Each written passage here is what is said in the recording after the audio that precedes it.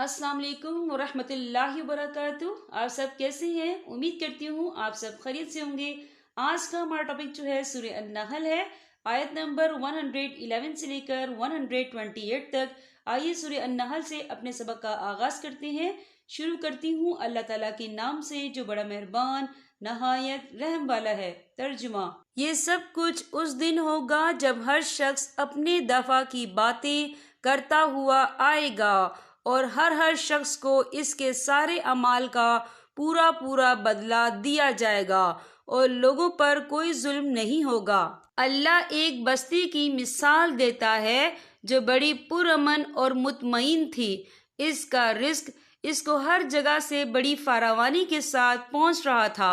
फिर इसने अल्लाह की नेमतों की नाशुक्री शुरू कर दी तो अल्लाह ने इनके करतूत की वजह से इनको ये मज़ा चकाया कि भूख और खौफ इनका पहनना ओढ़ना बन गया। और इनके पास इन्हीं में से एक पैगंबर आया था मगर उन्होंने इसको झुटलाया। चनाचा जब उन्होंने जुल्म अपना लिया तो इनको आज़ाब ने आ पकड़ा। लिहाजा अल्लाह ने जो हलाल पाकीज़ा चीज़ें तुम्हें रिस्क के तौर पर दी हैं इन्हें खाओ और अल्लाह की नेमतों का शुक्र अदा करो अगर तुम वाकई उसी की इबादत करते हो। उसने तो तुम्हारे लिए बस मुर्दार खून, खिंजीर का गोश्त और वो जानवर हराम किया है जिस पर अल्लाह के सिवा किसी और का नाम पुकारा गया हो। अलबत्ता जो शख्स भूख से बिल्कुल बेताब हो, लज्जत हासिल करने के लिए ना खाए और ज़रूरत की हद से आगे ना बढ़े तो अल्लाह बहुत बख्शने वाला बड़ा मेहरबान है। और जिन चीज़ों के बारे में तुम्हारी ज़बानें झूठी बातें बनाती हैं इनके बारे में ये मत कहा करो कि ये चीज़ हलाल है और ये हराम है, क्योंकि इसका मतलब ये होगा कि तुम अल्लाह पर झूठा बहतान बांधोगे।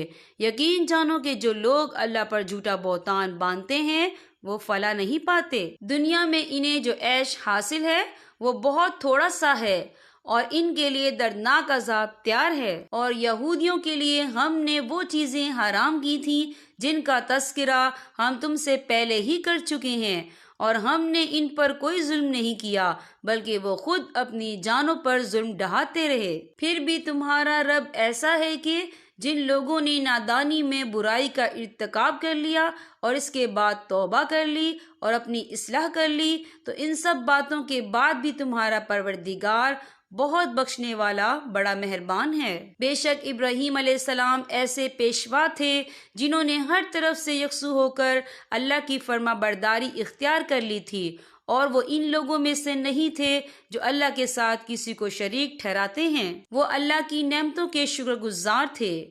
अल्लाह ने इन्हें चुन लिया था और इनको सीधे रास्ते तक पहुंचा दिया था और हमने इनको दुनिया में भी भलाई दी थी और आखिरत में तो यकीनन इनका शुमार सालिहीन में है। फिर ए पैगंबर, हमने तुम पर भी वही के जरिए ये हुक्म नाजिल किया है कि तुम इब्राहीम अलैहिस्सलाम के दीन की पैरवी करो जिसने अपना रुख अल्लाह ही की तरफ किया हुआ था और वो इन लोगों में से नहीं थे जो अल्लाह के साथ शिर्क करते हैं। हफ्ते के दिन की अजमत तो सिर्फ इन लोगों के जिम्मे ही जरूरी की गई थी जिन्होंने इसमें इख्तलाफ किया था।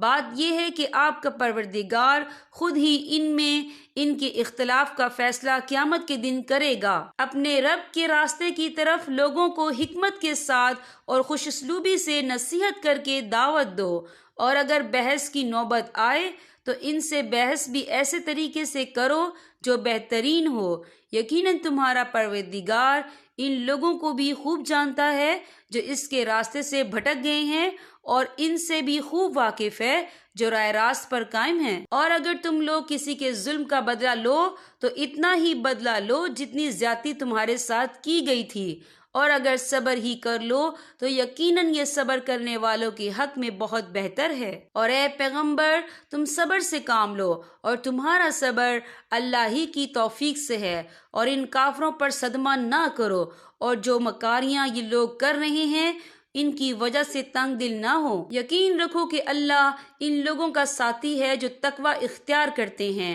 और जो एहसान पर अमल पैरा हैं। माशाल्लाह से आज हमारी सूरह नहल जो है कंप्लीट हो चुकी है। मैं अल्लाह ताला की बहुत शुक्रगुजार हूँ, आप सब की भी शुक्रगुजार हूँ। आप सब मेरी वीडियो को देखते हैं, लाइक करते हैं, تو مجھے بےحد خوشی ہوتی ہے۔ میری آپ سب سے چھوٹی سی ریکویسٹ ہے کہ آپ 24 گھنٹوں میں سے آدھا گھنٹہ جو ہے قرآن پاک کو دیں۔ کوشش کریں صبح فجر کی نماز کے بعد آپ قرآن پاک پڑھیں۔ یہ ٹائم جو ہے بیسٹ ٹائم ہے۔ اس وقت اللہ تعالیٰ کی رحمتیں اور برکتیں ہم پر نازل ہو رہی ہوتی ہیں۔ اللہ تعالیٰ خود کہتے ہیں کہ مانگو جو مانگنا ہے میں آپ کو عطا کروں، تو آپ کیوں اس نعمت سے دور بھاگ رہے ہیں؟ کوشش کریں قرآن پاک کو عربی ٹیکسٹ کے ساتھ ساتھ ترجمے کے ساتھ بھی پڑھیں تاکہ آپ کو معلوم ہو کہ آپ کیا پڑھ رہے ہیں۔ اسے ثواب کی نیت سے زیادہ سے زیادہ لوگوں میں شیئر کریں۔ ایک تو یہ آپ کے لیے صدقہ جاریہ ہے، دوسرا آپ کے لیے ثواب بھی ہے۔ دیکھیں جب ہم قرآن پاک کا ایک لفظ بھی پڑھتے ہیں تو اس کے بدلے میں اللہ تعالیٰ ہمیں 10 نیکیوں کا ثواب عطا کرتے ہیں۔ امید کرتی ہوں آپ اس پر ضرور عمل کریں گے۔ آپ سب اپنا بہت خیال رکھیے گا۔ اللہ حافظ۔